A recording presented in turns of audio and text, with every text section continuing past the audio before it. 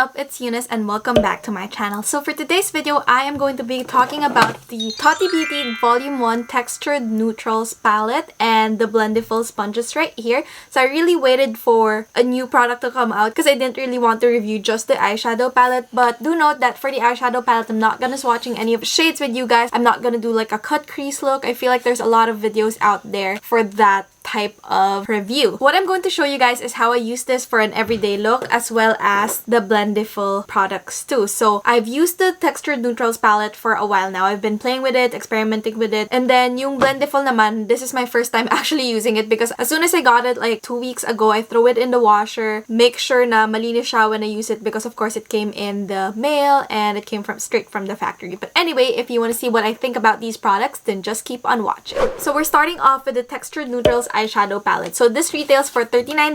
You can buy it online on tatibeauty.com. And then if you buy it from a reseller, because it's not available in the Philippines, I don't think they have international shipping just yet. It might be a little bit more expensive. So siguro mga reasonable price is 2,500 pesos. Mga 500 pesos na patang kasi you still have shipping. Actually, no. This is $39. And then I had to pay for shipping and taxes. So lumabas mga almost $60 siya. So, almost 3,000 pesos din. So, medyo mahal. I'm gonna show you guys why I think it's worth it. The first time that I played with this palette, I felt like, okay, this is just another run-of-the-mill palette from a YouTuber. But like I said, I ordered this around 2 months ago na when they launched it the first time. And that's one thing I have to tell you guys. Now, when I ordered these products, I didn't really worry about like it getting out of stock or waitlist or matagal yung load ng site. Sobrang dali nung pag-purchase ng products. Hindi ko kailangan maghintay. Matagal yung shipping niya. It took around 7 to 10 days for it to get to me. But yung checkout experience niya dun sa site was superb. Unlike other launches na, oh my god, it sold out, ganyan-ganyan. Props to their forecasting team na hindi nagsosold out yung products nila. Nag-sold out lang siya nung kasi first batch ako nag-order. And then nung naubos yun, siguro a couple of days after lang sila nag-sold out. And then they restocked na nga when they launched yung Blendiful palette. But anyway, let's open this and I'll show you guys why I think it's worth it. It's like a mid-sized palette because a lot of my other bigger palettes like yung James Charles palette is a lot bigger. I don't bring that for traveling. This one, I feel like I can. Although, medyo mabigat siya because unlike other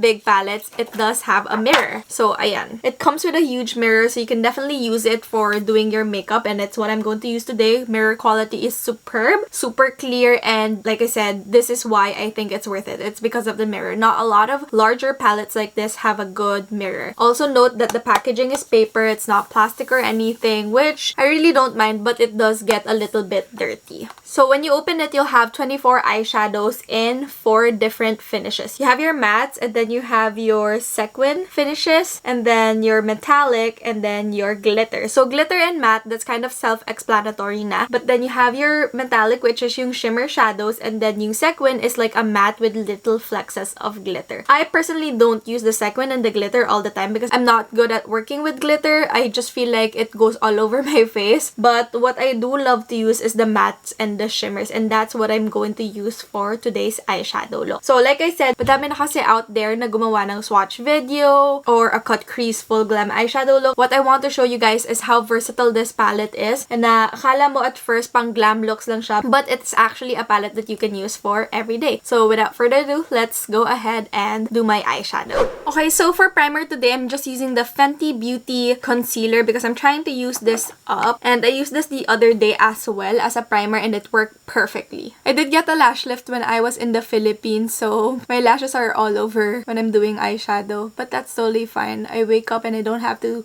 curl my lashes anymore. I just put some mascara on, which makes it a lot easier. Put a little bit more on.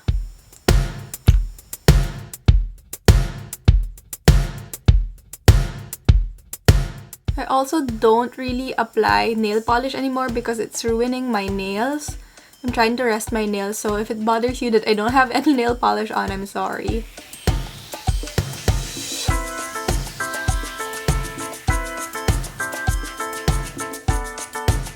So like I said, this is gonna be a natural makeup look that you can use for every day. So what I'm gonna do is I'm going to go in and use this shade right here. This is the metallic shade of Aura. And I'm just going to use my finger to dip that in. So that's one thing that you can do. You can use your ring finger and apply that all over your lid. As you can see, it applies nicely naman. If you don't like using your ring finger, you can just get like a flat eyeshadow brush and then spray it with some setting spray. And then apply that all over your lid. And that is really gonna bring out that shimmer shadow.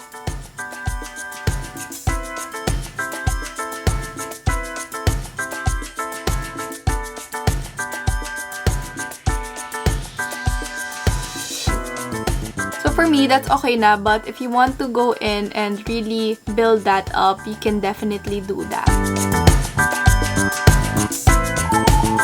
So that's our base, and then what I'm gonna do is I'm going in with a blending brush, and I'm going to take this matte finish right here in the shade Soothe, and I'm just gonna lightly buff my brush in there, a little bit of tap. And then of course I'll start on the outer corner, just doing some circular motions and then bringing that in.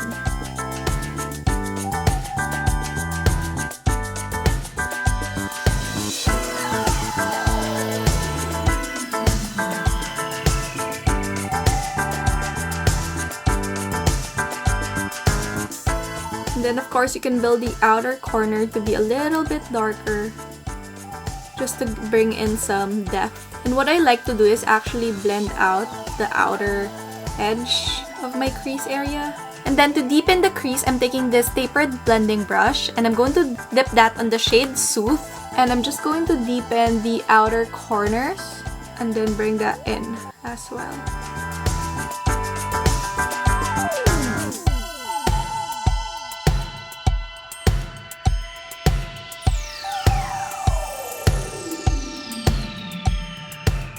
And then of course, going back to my blending brush, just blending out that outer corner. Now I'm taking an angled eyeshadow brush and I'm taking this matte finish in the shade Aura. And I am just going to use that to highlight my brow bone.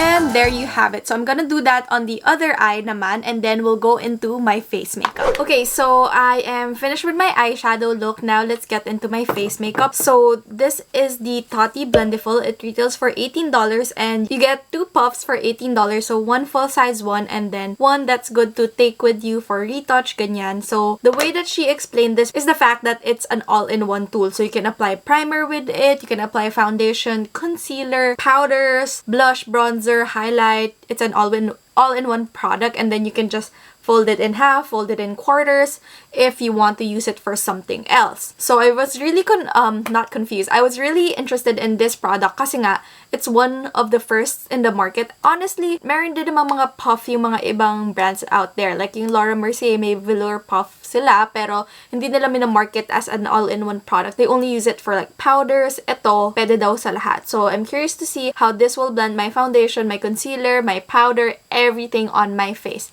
So let's start. So for primer muna, so she specifically said na pag i-blend mo yung primer mo with this one, it needs to be like a pore filling primer. So what I have here is the Touch in Sol Nor Pore Blend Primer. I don't really have a lot of pores to cover, pero love ko tong primer na to kasi it just smoothens out my face and paubos na siya. So hopefully may lumabas pa. Ayan. So, sa idin ko na lang. I'll put it here first. Putting it on the back of my hand first. Siguro what I'll do is I'll fold this and I'll fold it in half. Paano ba to? Ayan. 1/4. Tapos, I'll dip it in my primer. Then, what you do is you pat around your face daw.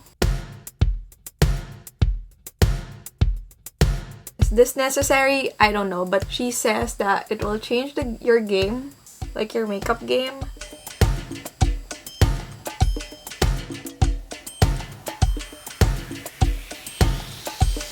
I think I need more. Paubos na kasi talaga to.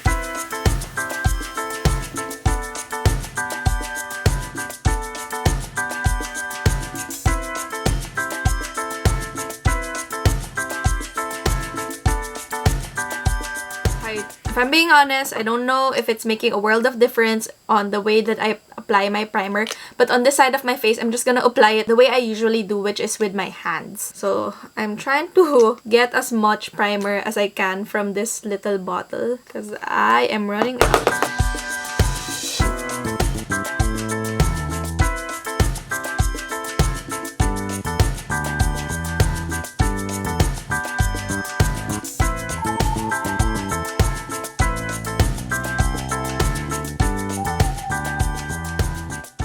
She also noted how this is very gentle, especially on the neck area, so let's use it for that.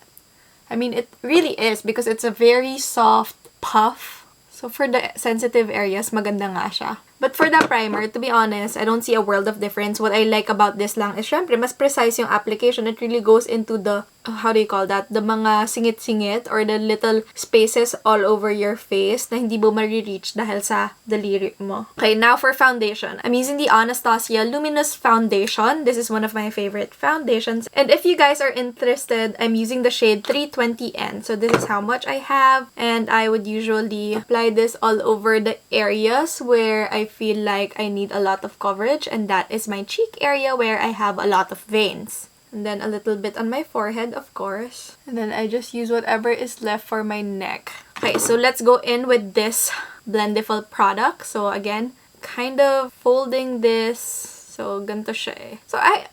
Okay, so this is how I folded it in a quarter. Tapos I brought the little ribbon thing out para I have space. Then I'm just going to use this side to kind of buff that product all over my face.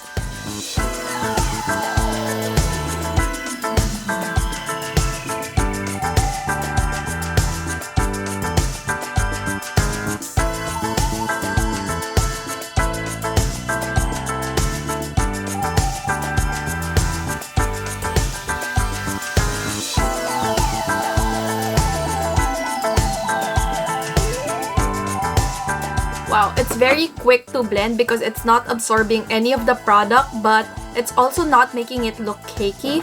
It actually looks well blended.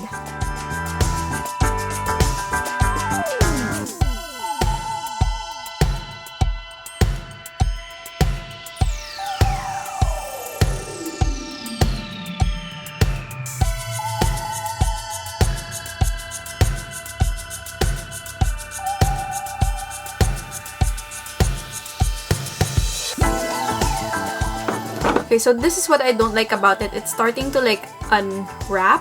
So I need to fold it back up and hold it precisely.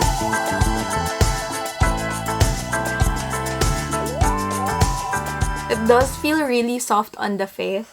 It doesn't absorb any product, which is what I love about it. And you know, you guys know na kapag gumagamit ka ng sponge, lalo na kapag medyo liquidy yung product na ginagamit niya or like hindi siya as thick, mag-a-absorb talaga yung product din sa sponge. And with this one, it gives my face like a full coverage look. With the Anastasia Luminous Foundation, kasi I usually go for like 2 layers to get a full coverage look.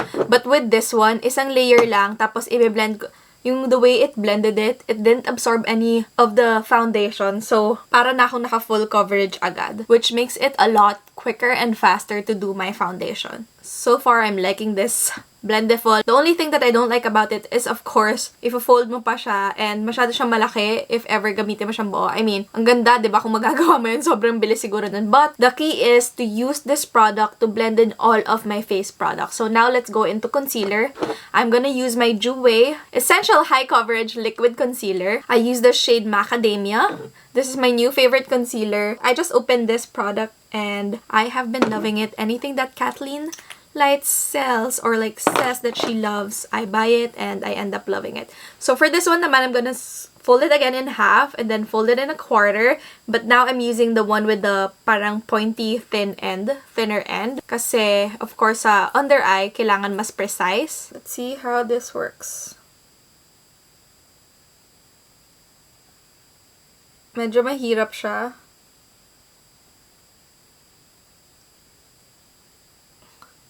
Medyo mahirap siya. Ayan, nakikita nyo, may space pa in between. So, I'll try to open it. Tapos, gamitin ko, ayan, gamitin ko yung pinaka-tip lang talaga.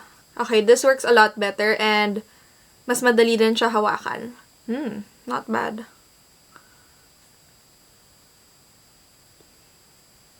It's actually perfect for this nose area right here where I have some redness.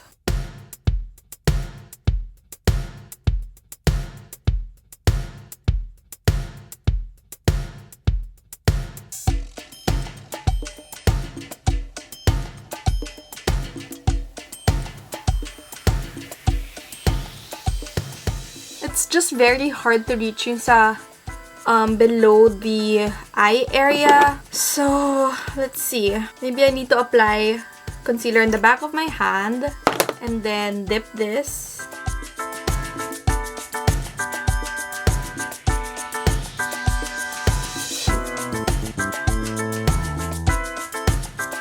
So, okay naman siya so far. Even with my under eyes, kaya naman siya i-blend. Medyo struggle lang ng onting-onte. Siguro kasi hindi pa ako sanay. Dun sa, nagkaroon siya ng a little gap between my under eye area and yung parang skin right here. Basta, nakita nyo naman yung kanina. Hindi ko ma-explain ko ano yun eh. Basta may little gap lang siya. But I was able to fix it naman when I applied the concealer directly to the velour puff. Not velour puff, to the Blendiful, the tip of it. Tapos tsaka ko siya in-apply sa face. So, madali naman siya mag-blend and maganda naman yung pagkaka-blend ng concealer ko. Anyway, for contour, I'm gonna use the cream contour first. And this is my palette from Natasha Denona. Anyway, I'm gonna use the cream contour. Tapos, we'll use the powder after to see kung kaya niya nga i-blend yung powder. And then, actually, let's set my under eye first with this powder right here, which is the Japanese pressed powder. I'm curious to see kung paano niya maset. So, I'm gonna use this edge right here. Okay, so it really picks up the product.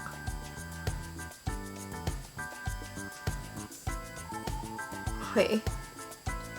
Yup, it works with powders. Sorry, I'm looking kasi sa mirror eh.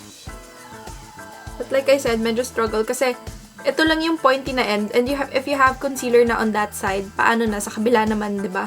So, tama naman. Ito, try natin to kabilang side. Ayun, it makes it a lot easier.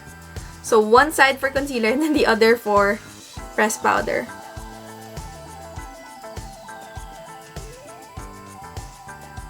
Of course, the nose.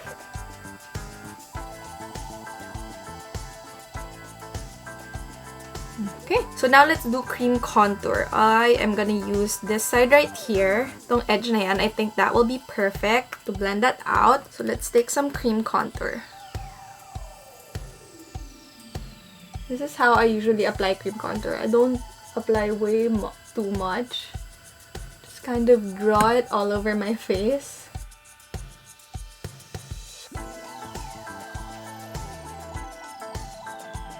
And a little bit on my nose area as well.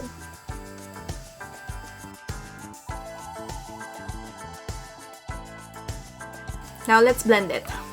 So let's fold this in half and then, yan. So pataas daw eh. Oh, okay. So one of my struggles when I'm blending this cream contour is the fact that my sponge usually absorbs it. Kasi medyo very light yung pagka-cream contour nito. Hindi siya heavy. But with this product, ganda na pagkaka-blend niya.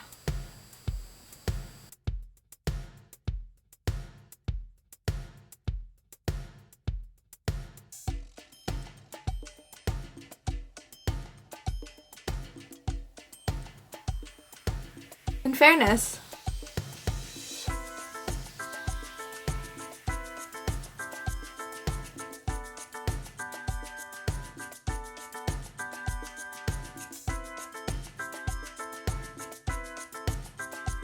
okay, and my nose area.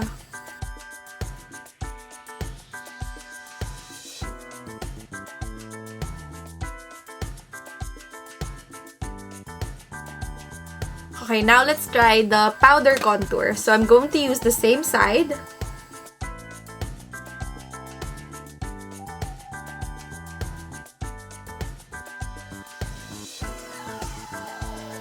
Not bad.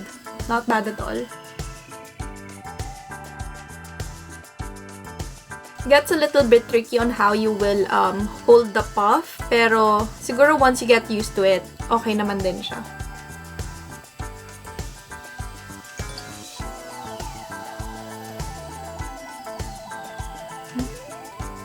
So far, I'm very happy with this product. I didn't think that I would like it at first because I was like, why? But then now, even with the powders, the creams, it's applying very nicely.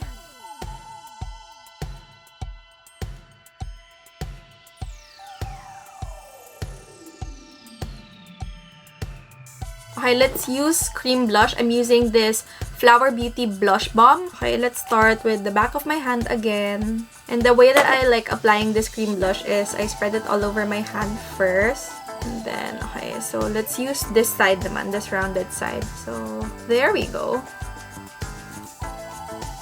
Ayan, let's use this rounded side.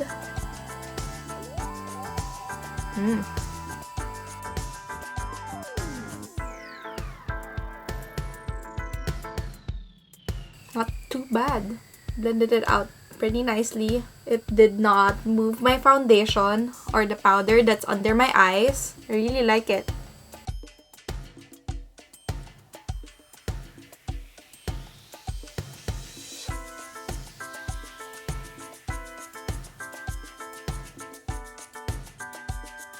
Really am loving this product. Now for highlighter. I have a cream highlight and I have a powder highlight in this same palette. So let's use the powder highlight because this is what I usually use after. I don't know if I should set my face first or go ahead.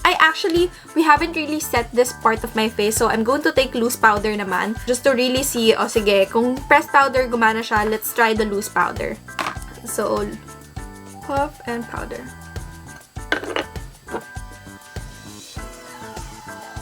So this is gonna be ideal for baking, as you can see.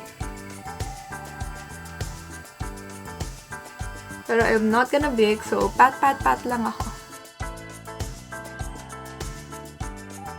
It's amazing how you can do your entire face with just one tool. Now for highlighter. I'm gonna use the powder highlight right here, so let's set my face na. I am gonna use my Morphe setting spray. Done.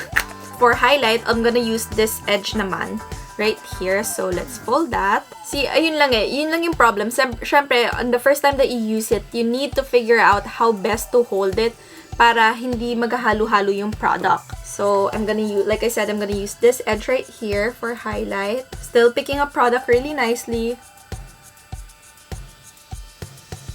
And it's applying the product as well. Ayan, maganda naman yung pagka-apply niya. That's how I would apply it when I'm working with a brush.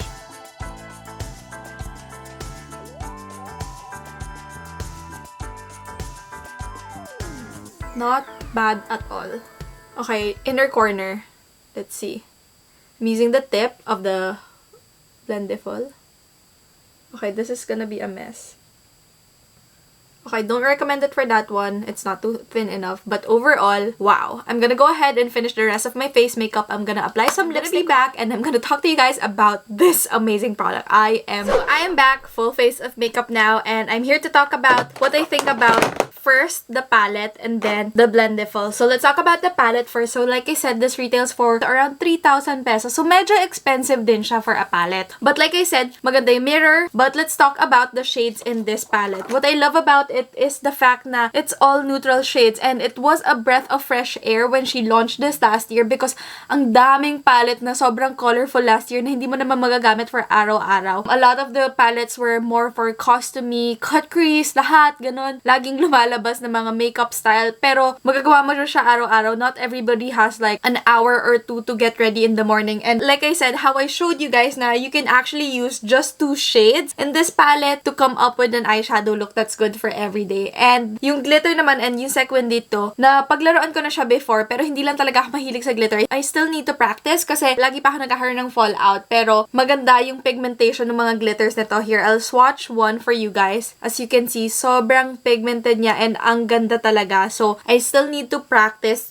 working with glitters. And yung sequin, maganda siya pang outer corner kasi andun yung matte shade to darken it up, pero may little flexes of glitter siya na pag hindi ka pa ready sa full-on glitter, pwede naman na to. Yun nga lang, medyo dangerous siya sa eyes nyo. So, ingat na lang and make sure that you use a glitter primer. Overall, if you're someone who likes to experiment with makeup pero ayaw mo yung colorful na eyeshadow look, I'd say go for this one. It's a good beginner palette because you have different finishes that you can practice with as well as different shades that will work for you na wearable talaga yung look na makikreate mo. So for me, actually nung una, i-declutter ko dapat yung palette nito kasi I really wasn't liking it. But playing with just 2 shades and making this, being able to create this eyeshadow look made me realize na kaya ko siya gamitin pang araw-araw. A light metallic shade and then darken it up with any matte shade for the outer crease. Maganda na yun for everyday, tapos ang dali niya pang gamitin. Yung formula itself, madali siyang gamitin. It's buildable. Hindi siya yung super pigmented na isang apply mo lang. Shit, ang dami mo na apply. Tapos kailangan mo i-blend ng i-blend para gumanda siya and ma-diffuse yung product. Yung formula niya is more on the buildable side. Don't be afraid with this glitter. Don't let it intimidate you. It's there para you can learn and experiment with it. Pero it's in a nice neutral color para gusto mo man siya i-experiment. It's something na very wearable. Medyo pricey siya, yes, pero you can just do away with this eyeshadow palette and live with this eyeshadow palette. If I didn't have my other palette, okay na ako dito. Yun lang, medyo mabigat siya. So for traveling, if for traveling ka kasi usually yung gusto kong size is parang less than half nito. Slim naman siya enough, hindi siya bulky. Lahat ng shades andito na talaga na kailangan mo and lahat ng finishes. So excited to continue to play with this eyeshadow palette. I wanna create more looks using this palette and I wanna practice my glitter eyeshadow looks with this palette as well. So that is my verdict for the Textured Neutrals palette. Really in love with it. Now let's go for the Blendiful. So these two retail for $18. You can't buy them separately. They come in a pack. They actually come in this little pack right here. Okay, just to really drive the point how versatile this one tool is, this is how much brushes I would use on my face on a regular basis if I wasn't using this sponge. I have a foundation brush, I have a powder brush, I have one brush to set my under eye, I have a contour brush, I have a bronzer brush, I have a blush brush, and I have a highlighter brush. Imagine all these tools and then just this one product. I don't know what to say. As in, I didn't think that it would work out, especially when setting my under eyes, but I really love it. As you can see naman, flawless pa rin yung application sa face ko. The only caveat is the fact na, syempre, you still have to figure out paano mo siya hahawakan because it is a very huge product. Like I said, I've already washed it and it still performed beautifully. Tapos, after using it today, I rinse it off. Hindi naman natanggal yung mga little cream products all over it, pero I feel like okay pa rin siya gamitan. Creams, powders, blush, bronzer, highlighter, it applied it all very beautifully. Nakita nyo naman, ito na yung finished look. It's as if I used all these brushes to apply my makeup. For now, I'm really loving this product. I've definitely seen myself using it, especially when traveling kasi it's compact, it's one item. Imagine, all you have to do is bring your eye brushes and then this product, okay ka na. As opposed to ganito kadaming brushes yung dala mo, diba? So, sobrang love ko siya and I love how parang may bonus ka na isa pang product na pang retouch mo, ganyan, when you're out and about because you can't always bring this. So yeah, that is everything I have to say about the Tati Beauty products. Right now, she has 2 products and I really love how she's taking the time to innovate and think about her products deeply as opposed to launch lang ng launch every month na sobrang daming line. Mas na-appreciate ko yung gantong pa isa-isa kasi it really allows me to experience and try the product itself before trying something new. Kasi, you know, nowadays, launch lang sila ng launch ng product. Before mo pa matry and truly matry yung product, may bago na naman na bibili mo na itatry mo. So, sobrang nakaka-overwhelm. And itong dalawang to, mga 2 months din yung pagitan nila bago sila na-launch. So, hopefully, she keeps it that way. Hindi ko kaya yung mga every week na naglo-launch kasi nakaka-overwhelm lang talaga siya. Isa lang yung face ko, isa lang yung face na mapaggagamitan ko ng makeup na yun. So, anyway, sobrang love how the fact na kahit na eyeshadow palette pa rin yung una niyang product, iba pa rin siya. It has a lot of different finishes, it's neutrals, it's not colorful, and it's something that you'll definitely get the use out of and something that you can use for every day. It's very versatile and this puff, it may not be something new, pero it's a new focus. Kasi ito lang yung nakita kong puff na minarket as something that you can use for all your face products. So I'm really loving this. If you tried it, let me know if nagustuhan niyo siya kasi ako sobrang nagustuhan ko talaga siya. So yeah, that is all I have to say before ko pa pahabain lalo tong video na to. If you've made it to the end of this video, thank you so much for watching, and I really hope nakatulong tong video na to for your decision on whether to purchase these Tati Beauty products. So yeah, thank you so much for watching this video. I'll see you guys next time. Bye!